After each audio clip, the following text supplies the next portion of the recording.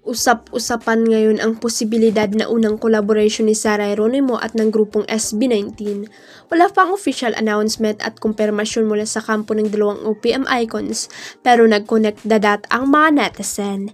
Nitong Webes, July 18 kasi ay nilabas na ni Sara ang title ng kanyang comeback single, Ang Umaaligid.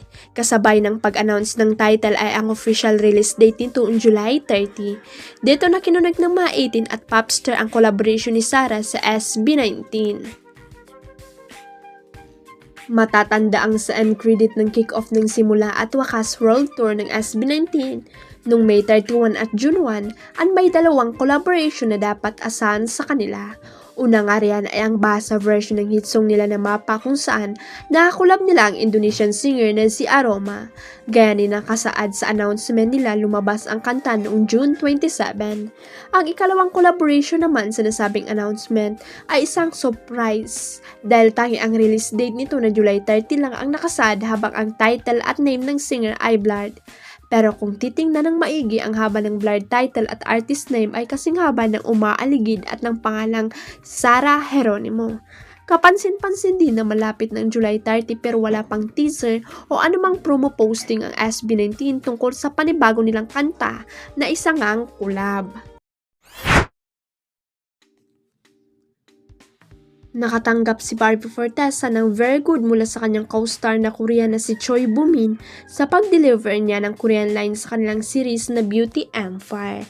Super na-appreciate ko nun si Choi Boo-min kasi kinokorek niya naman ako kung mali ako, pero yung very good niya ako nun, sabi ni Barbie sa panayam sa kanya ni Nelson Canlas sa GMA Integrated News interviews na iniulat din sa unang balita nitong Miyerkules. Sa likod nito, pinag-aralan ni Barbie ang kanyang Korean lines ng 15 minutes. Sa kasalukuyan, number 1 si V Philippine ang Kapuso Revenge Murder Mystery Series na patunay na maraming tumatangkilik na viewers. Rival din ang mga karakter ni Barbie at Kailin sa series and real life super bestie sila. Nakakatulong ang kanilang samahan sa pagtimpla nila sa mga eksena. Ngayon ko lang siya na-experience as an actress at masasabi ko na she's very delightful and generous and she's very genuine when it comes to giving emotion sa eksena, sabi ni Barbie tungkol kay Kailin. Hanggang ngayon may kaunting kaba pa rin at may nginig pa rin sa baba kapag ka-eksena ko si Barbie kasi napakagaling po niya.